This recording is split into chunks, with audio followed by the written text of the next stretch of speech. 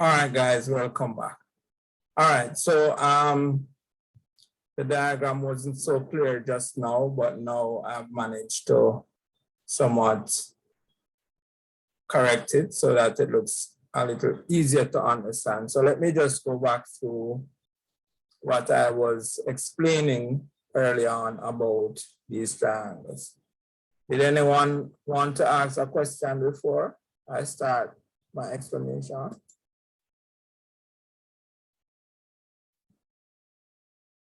So I was explaining earlier the concept of what we mean by opposite and what we mean by adjacent in terms of a right angle triangle. Now, we know that the right angle triangle, the longest side, we call it the hypotenuse.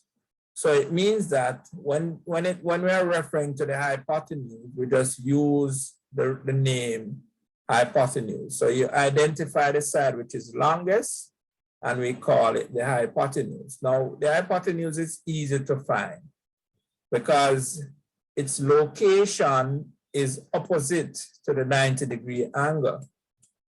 Now, the 90-degree angle is where you find this little box.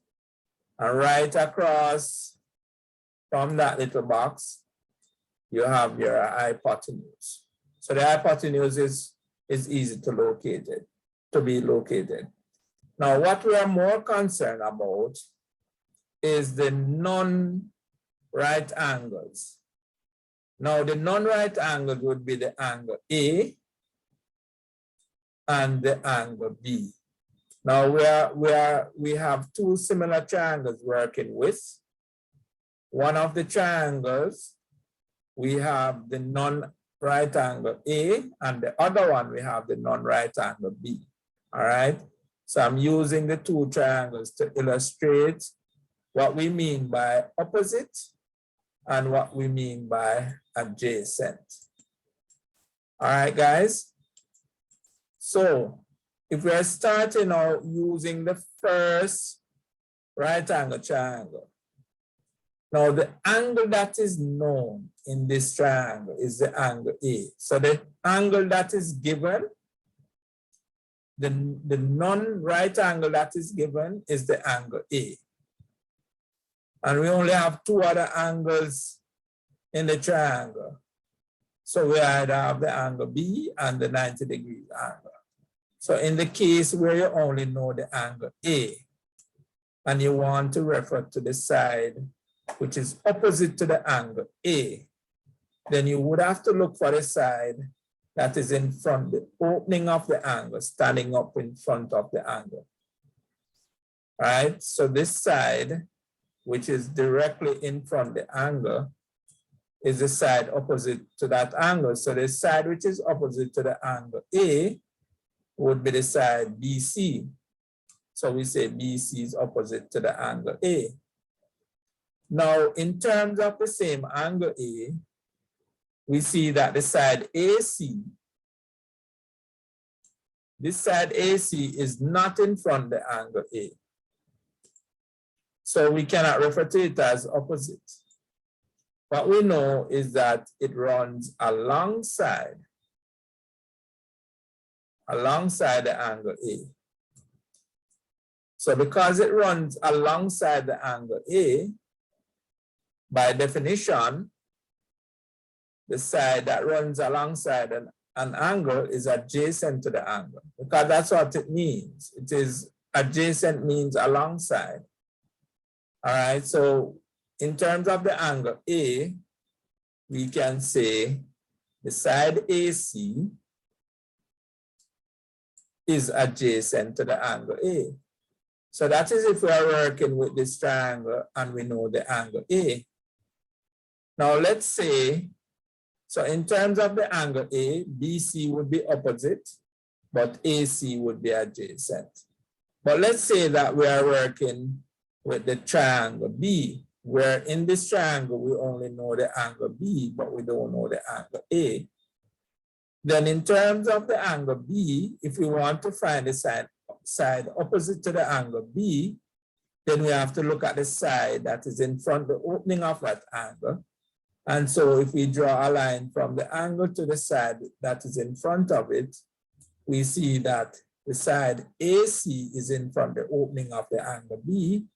And so this side AC, we refer to it as the side opposite to the angle B. All right? So any side that is in front of the opening of the angle is opposite to the angle.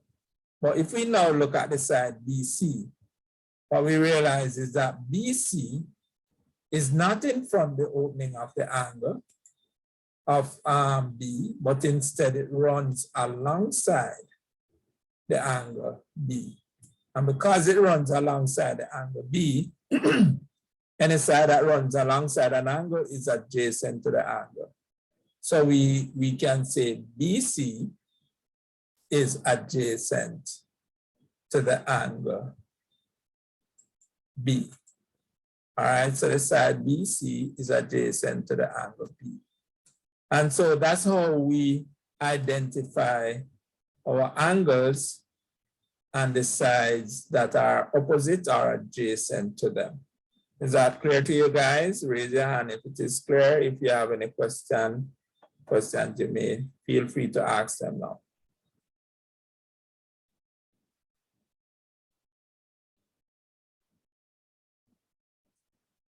Is it clear to everyone what is happening, guys?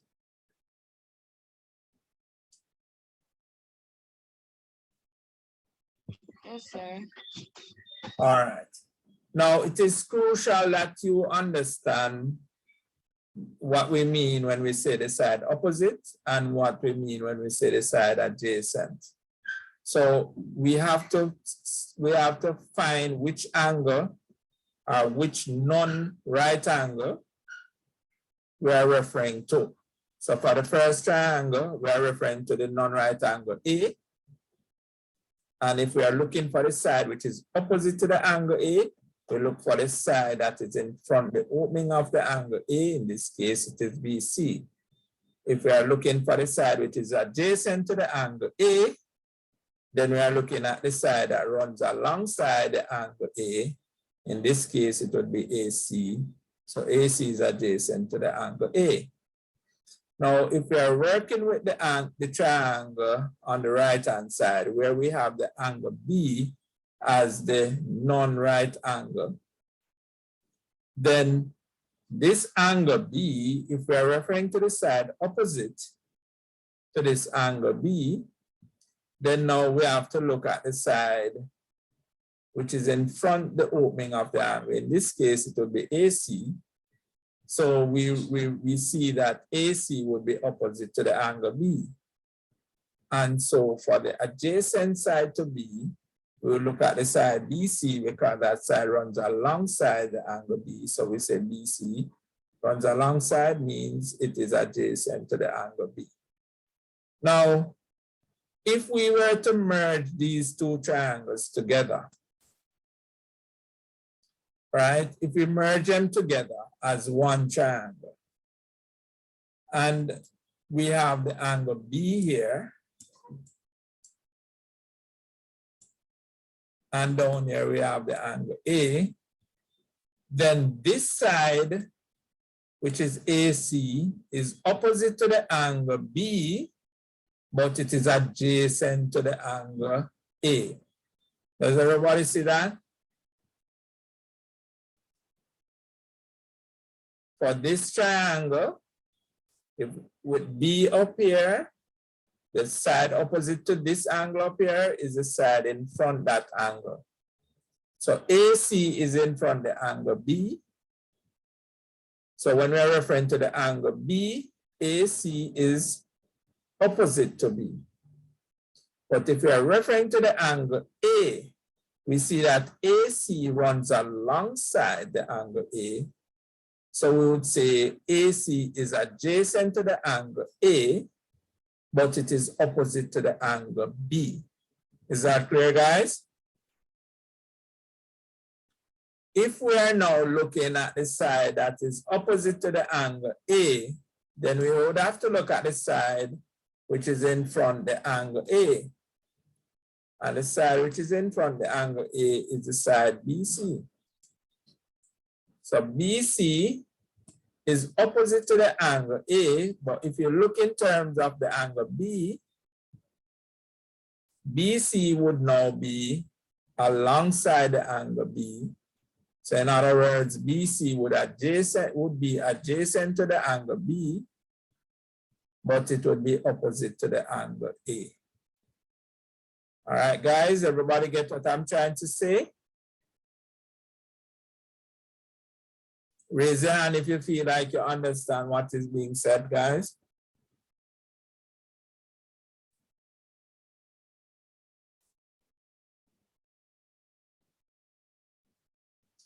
All right, if it is not very clear to you now, as we go along and as we practice with these triangles, it will become easier for you to understand. So you have to have a little practice with these for it to somewhat cement. All right, so now that we understand the concept of what we mean by opposite and what we mean by adjacent, then now we can now look at what we refer to as the trigonometric ratios. Now, when you hear the word ratio, what comes to your mind?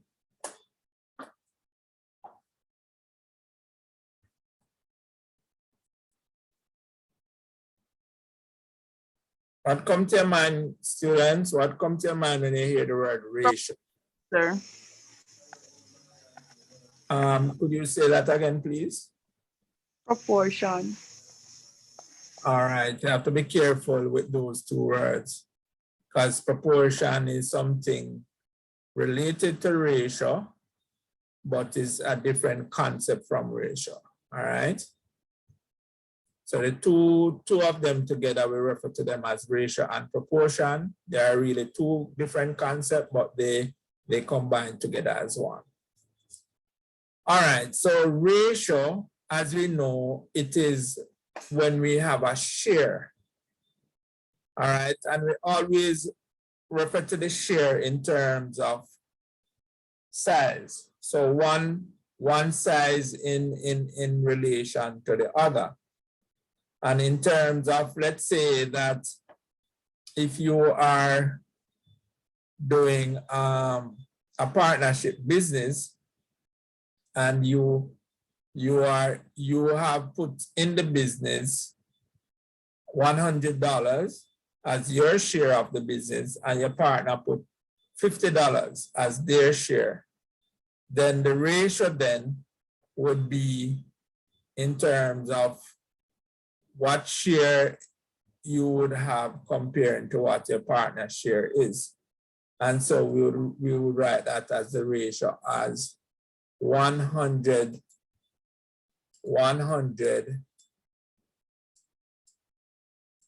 with the symbol of the colon, which means ratio.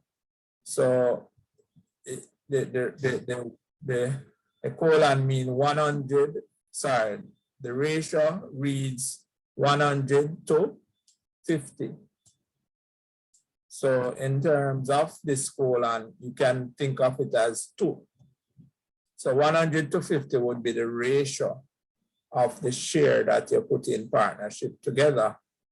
And this ratio can be simplified into its lowest number or the lowest term by canceling out, like we cancel out fractions. You find a number that can go into the 150 and cancel out. So you can use 50. 50 can go into 100 2 times.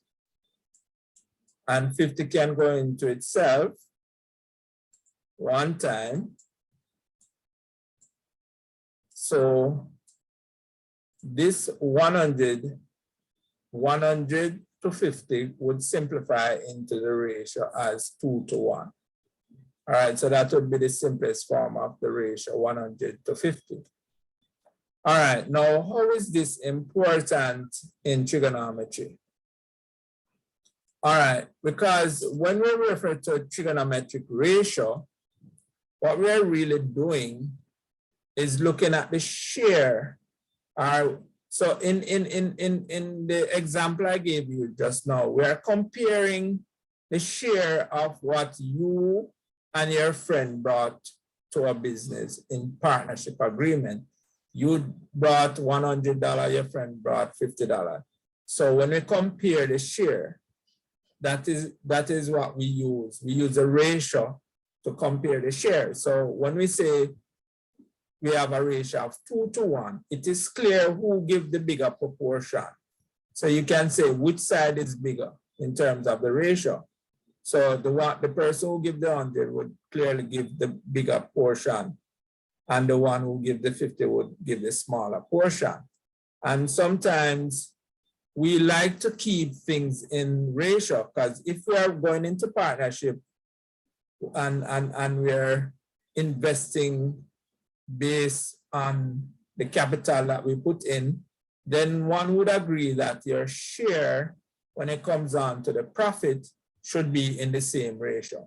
So it is only fair for the person who puts the bigger money to get back the bigger profit in the same ratio as the capital it invests. Do you agree with that?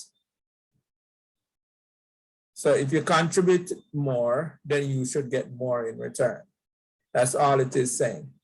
Now, in terms of trigonometry, we are looking in terms of the share of two sides of the triangle in terms of the ratio in relation to the angles.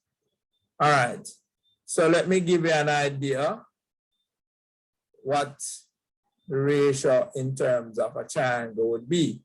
Now, we know that a right angle triangle has three sides: the hypotenuse, the opposite, and the adjacent side. Now, if we are referring to this triangle, that means we have to specify which angle that we're referring to. So the angle here that we're referring to would be theta.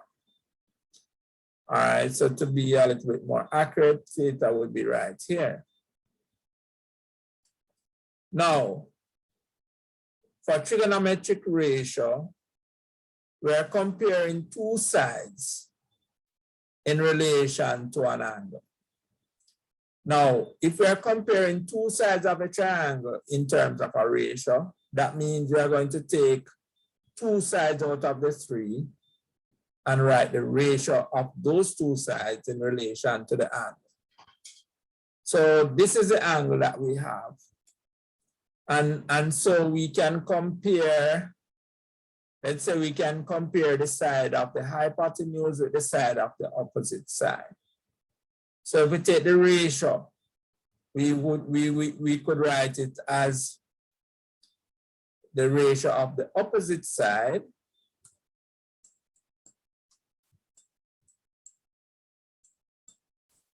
to, so the length of the opposite side in ratio to the hypotenuse, right? And so we would write it in this way.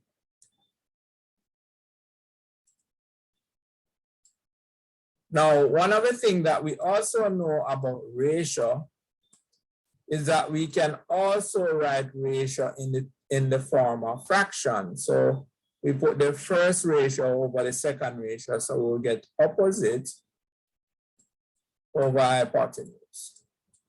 All right. Now, that would be the ratio of the opposite side in relation to the hypotenuse. Now, we give this ratio a name.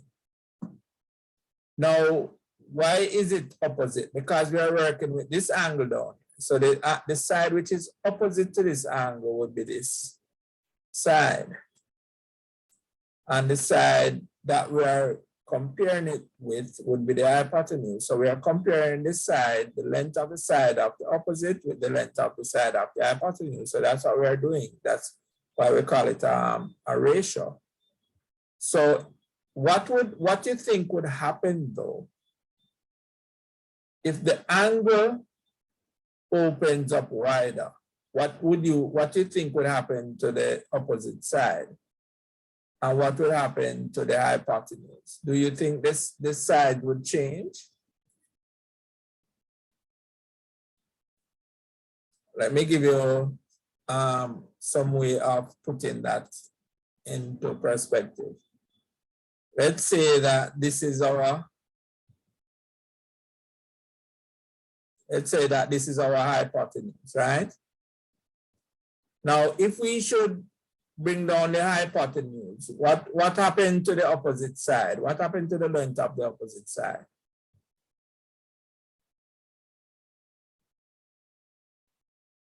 If we carry down the hypotenuse like so, what you notice about the length of the side of the opposite?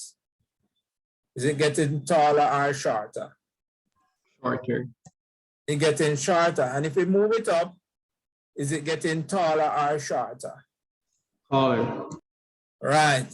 Now, what you notice as well with the angle, does the angle change as we move the length of the opposite side?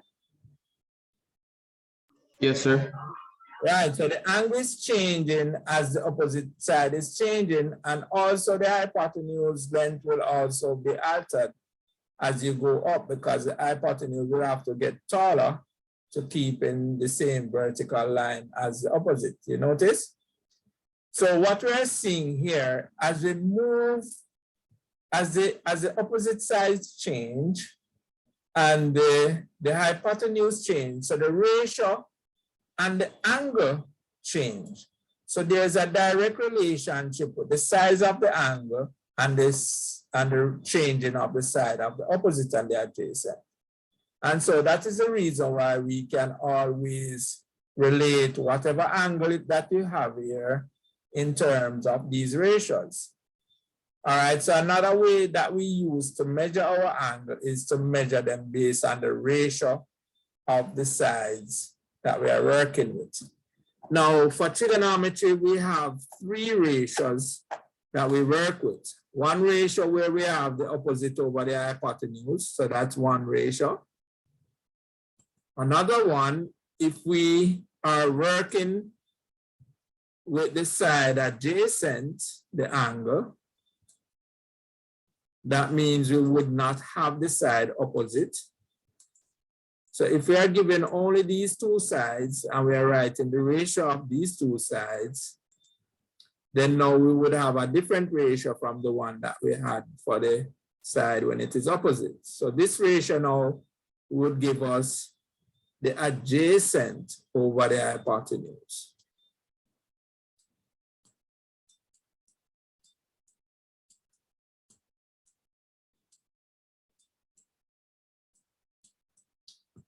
All right, now, so for instance, so we have this one, this first ratio here, we have another ratio here.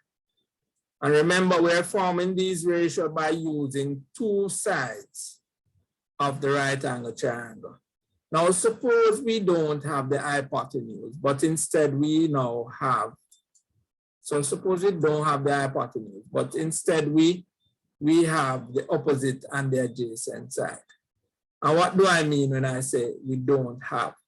It means that you don't get the value for the opposite, for the hypotenuse. So in other words, you have a value for the adjacent side in terms of the length. You have a value for the opposite side in terms of the length. So we can look at the ratio of the opposite side with the adjacent side. And so we could write that ratio as opposite over the adjacent.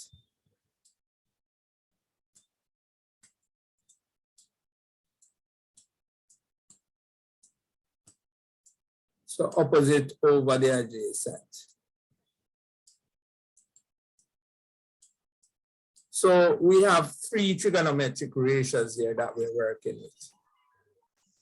Now, in order to somewhat define these ratios, we give them a name. Each of them we give a name. So the first one that we have, which is opposite over the hypotenuse, we call that ratio sine.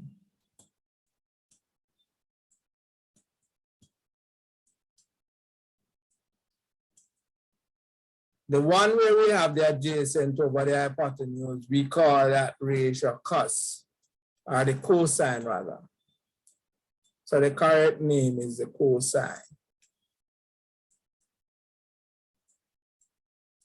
And the last one where we're working with the opposite and the adjacent, we call that one the tangent.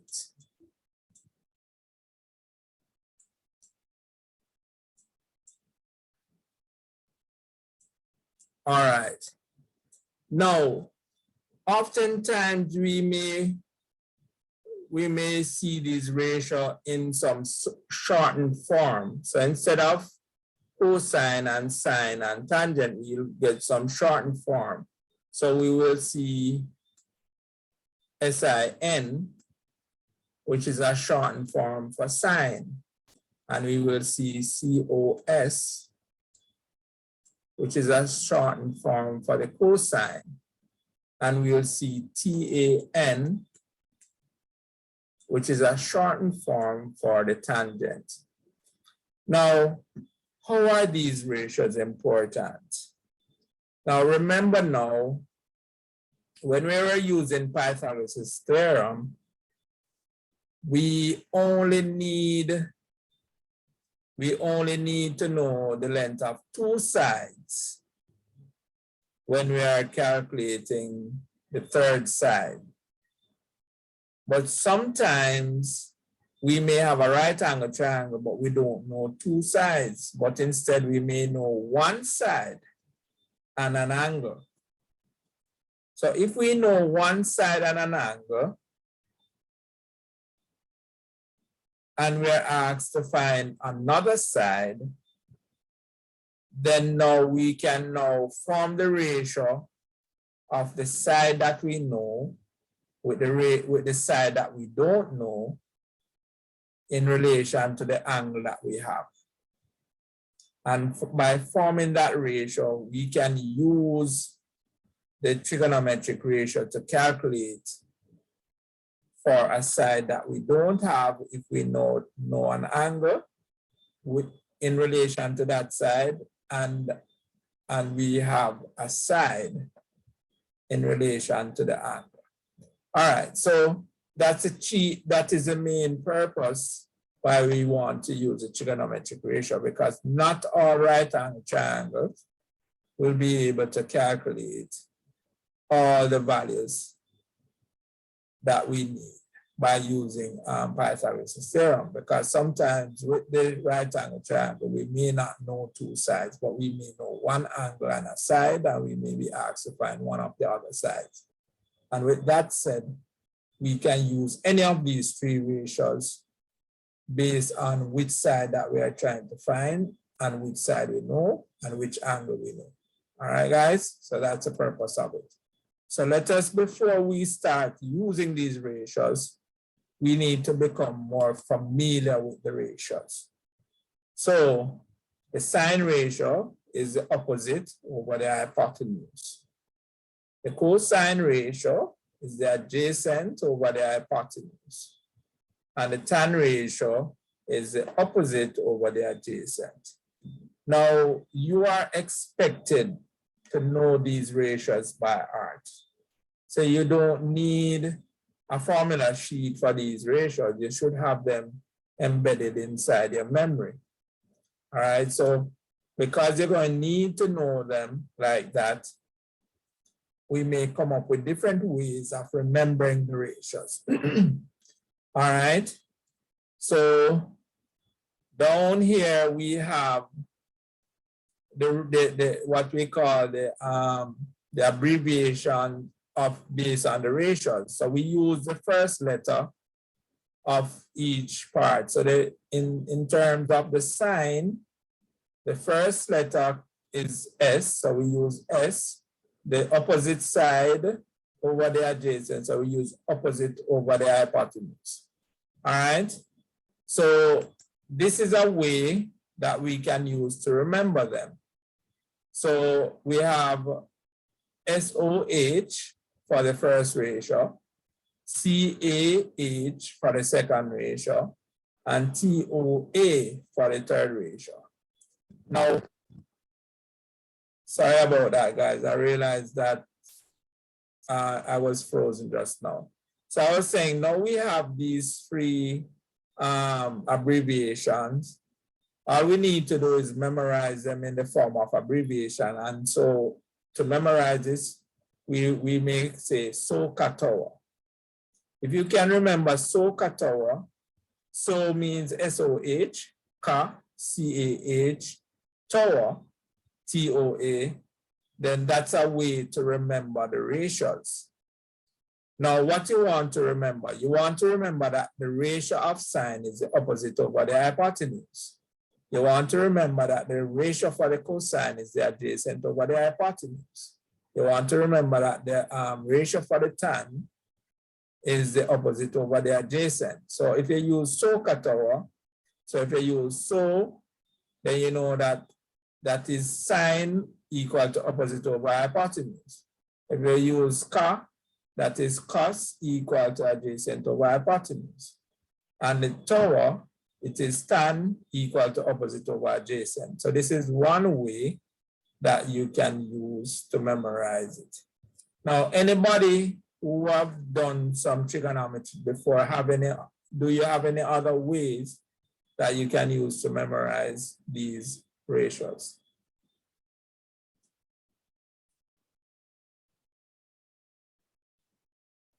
In some cases, people will make up sentences based on these ratios. One such sentence that I've learned, for the sine, we use the same first letters. So we say some instead of sine. So we say some officers have. So if we're using all the first letters, we make a sentence. Some officers have curly auburn hair till old age. If you can remember that sentence, then you probably can remember all these ratios. Some officers have curly auburn hair till old age. So that's one way. So there are many different ways that people come up with to remember it. So I just, I'm sharing two with you. So whichever one works for you, you work with it. So you can use SOHCAHTOA, which is just the abbreviation, or you can use some officers have curly auburn hair till old age. All right, guys? Now, so with that said, what I want to know, find out from you now, is whether or not you can remember the ratios based on how they are defined. So I'm just going to just remove the ratios from the screen, and I'm just going to call on persons at random to tell me the ratio. I'll just select what ratio and I ask the person to tell me what that, to define the ratio for me. All right. All right, so let me do that quickly. So here we go now. So Miss Green, can you tell me the ratio, the tan ratio, what it is? Define the tan ratio for me. Sir, opposite over adjacent. Miss Wilson, the cost ratio for me, please.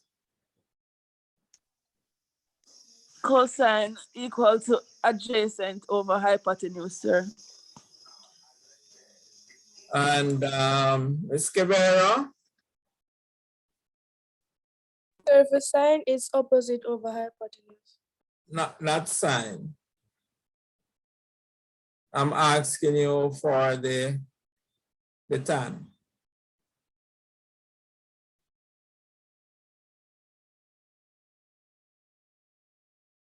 Sir, opposite over adjacent. Okay. All right, so nobody seemed to have any challenge in remembering the ratios. Well, that's a good sign, because once you know the ratios, then it means that the next thing you will have to be able to do is to know when to use these ratios. So based on what is given in terms of the triangle, you would have to look at it and then determine which of the ratios that you'll be using. All right. I don't want to go too far in this, students, because the time is going to be running out soon. All right. Now, these are some properties of the trigonometric ratios. Now, remember, we're looking at the two non-right angles. So we're looking at the angle A, and then we are looking at the angle C. So if we are working with the angle A, then the ratios on the left in relation to the sides would look as we have them here. So the sine of A, the sine of angle A, would be the side opposite to the angle A over the hypotenuse. So if you look at the side opposite to A, all right, you know, I'm going to try to do that as an exercise with you to see how much you would be able to identify. So let me remove these. All right, so we have two angles, non-right angles. So I'm just going to ask now, in terms of the side, I'm going to ask Mr. Lamar, express the sine of angle C in relation to the sides of the angle C. So I didn't get that. Can you repeat? Express the sine of angle C. Yeah, tell me what the sine of angle C is in relation to the sides. So sine C would be equal to what? Which side over which side? And when you're referring to the side, you can use the two letters to indicate the length. So the hypotenuse would be AC. Yes. All right, so tell me what is the sine of the angle C? And let me just highlight the angle. We're dealing with the angle C. What is the sine of angle C? AB over AC. So it would be AB over AC.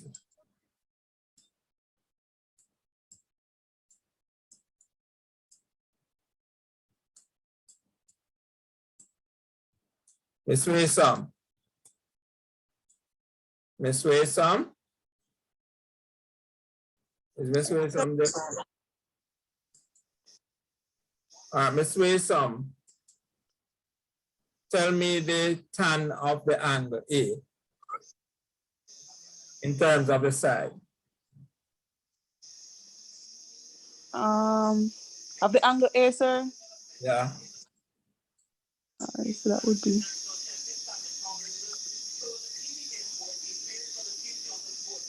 BC over AB, sir. Let me say it right.